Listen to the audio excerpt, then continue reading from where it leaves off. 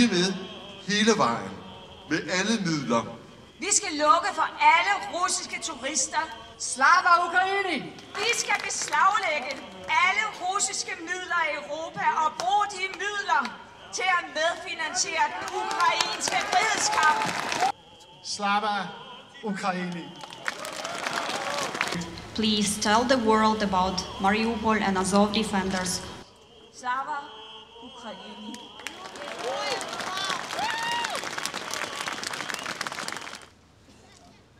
Kære alle sammen, den her tale, den er først og fremmest til alle jer ukrainere, der er mødt op i dag.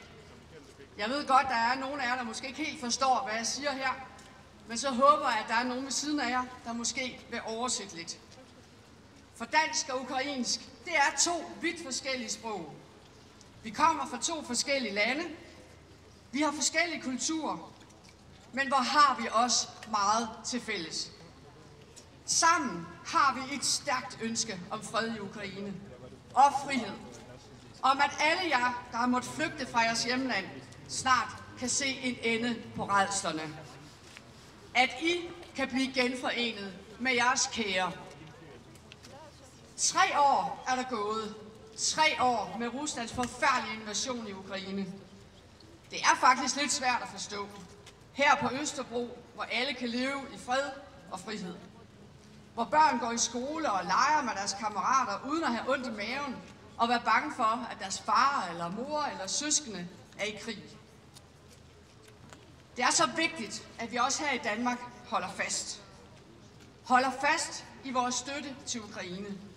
Med donationer, med våben, med husly til ukrainere på flugt.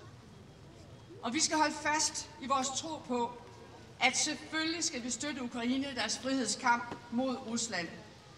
Vi må aldrig bøje os, vakle eller tvivle. Wow.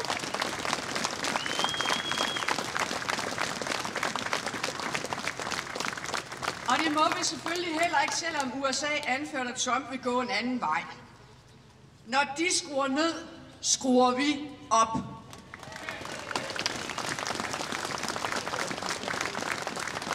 Selvfølgelig skal vi ikke vise Putin, at det kan betale sig at starte en brutal og uberettet angrebskrig mod et andet land. At hvis man bliver ved længe nok og spreder nok rædsel og ødelæggelse, så får man sin vilje. Nej. For hvad bliver det næste så? Vi må stå sammen i Europa. Alle må skrue op. Alle må bidrage med mere. Og det kommer vi til. Hvis vi svigter Ukraine, svigter vi alt det, vi står for.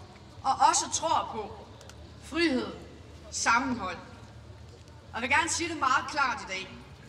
Ukraine, I er ikke alene.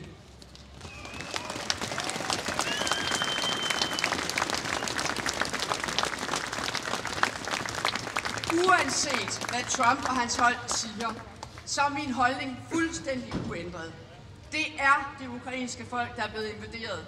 Det er jer, der skal sikre jeres fred og frihed igen, og I skal have jeres land tilbage. Og vi skal støtte jer hele vejen. Det kræver, at vi tager mere ansvar for vores sikkerhed i EU, og det haster. 3 år er der gået siden Ruslands invasion. Det er 1096 dage. Det er 26.000 timer, 304 timer.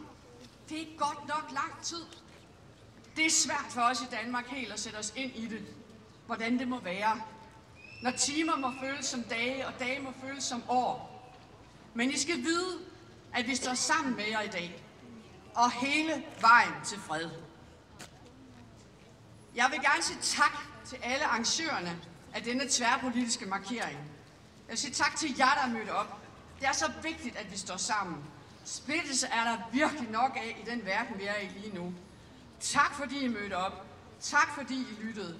Og lad os stå stærkere sammen i Europa. Slava Ukraini!